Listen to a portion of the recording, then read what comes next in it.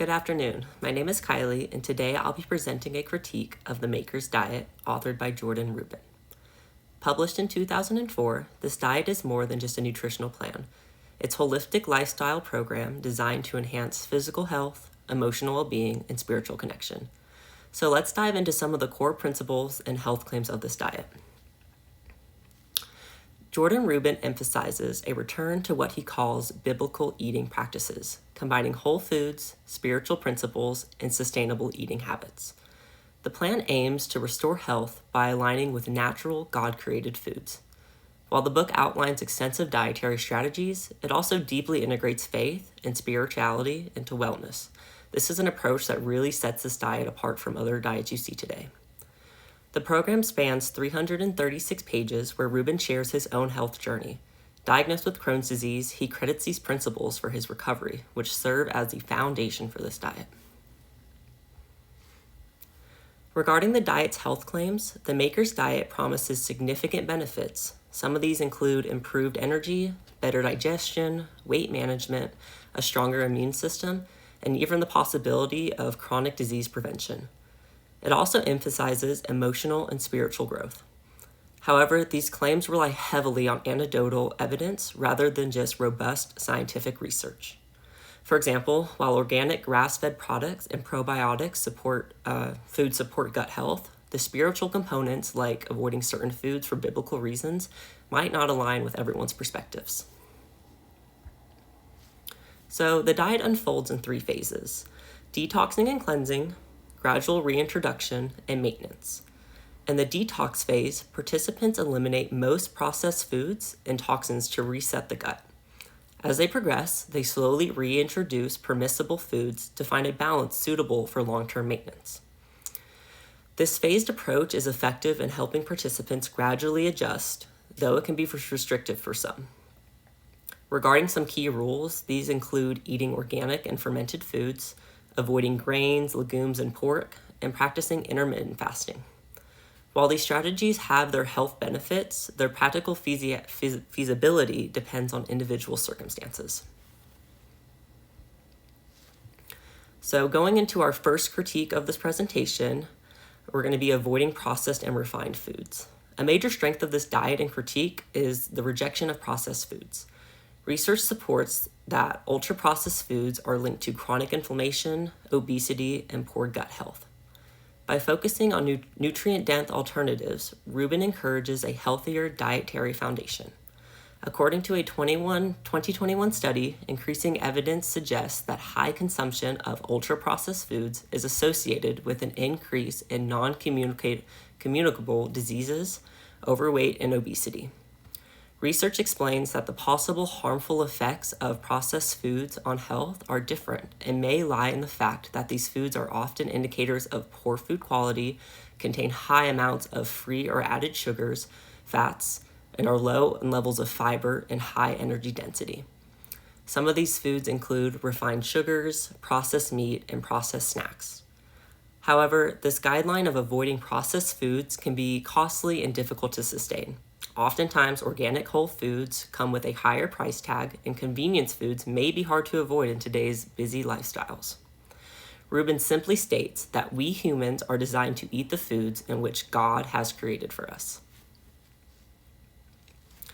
So critique number 2 includes avoiding pork and shellfish. As stated, this dietary restriction stems from biblical teachings. In Leviticus, which labels these foods as unclean, Rubin ties this to potential health risks like toxins, parasites, and inflammation.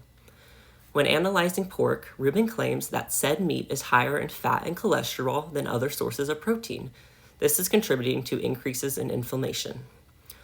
While there's merit to moderating pork consumption, especially processed forms, the complete avoidance of these foods may not necessarily be necessary. For everyone in moderation. Moderation in sourcing high-quality products can balance health and practicality. For instance, a recent study noted that when comparing pork meat cuts with other most common options, pork loin has a lower fat content than beef loin. Depending on one's spiritual beliefs, pork can still enhance one's diet and health. So another commendable aspect of the inclusion of This diet includes the inclusion of fermented foods and probiotic-rich foods. These include yogurt, kimchi, and kefir or kombucha. Probiotics are crucial for gut health and digestion and boosting immunity. Studies confirm their benefits in combating conditions like irritable bowel syndrome and even mental health disorders linked to gut-brain axis. One of the central benefits of the Maker's diet is that a healthy gut is the foundation of overall health. Probiotic-rich foods are seen as vital for populating the gut with beneficial bacteria, which helps balance the microbiome. However, the diet could provide more guidance on managing allergies with these types of foods or intolerances to fermented products, which are common. So my final critique of today includes how this diet utilizes intermittent fasting. Intermittent fasting is a key component of the Maker's diet, and its health benefits are well documented.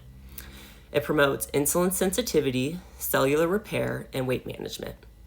Ancient traditions also highlight its role in spiritual practices, making it a fitting inclusion in Rubin's program. The Maker's diet utilizes time-restricted fasting, as seen in this chart, in which one consumes food only during specific time windows. Rubin outlines the importance of allowing the digestive system to rest via fasting. He recommends only consuming 3 meals a day with no snacks and incorporating single days of a complete fast. So a research study in 2021 supports these claims by concluding that intermittent fasting is a safe diet therapy that can produce clinically significant weight loss and improve several metabolic health markers in those who are struggling with obesity. With that being said, intermittent fasting may not be suitable for everyone, especially those with specific medical conditions or high caloric needs, or even those who are pregnant. In summary, the Maker's diet is a holistic plan that prioritizes unprocessed, nutrient-rich foods and spiritual well-being.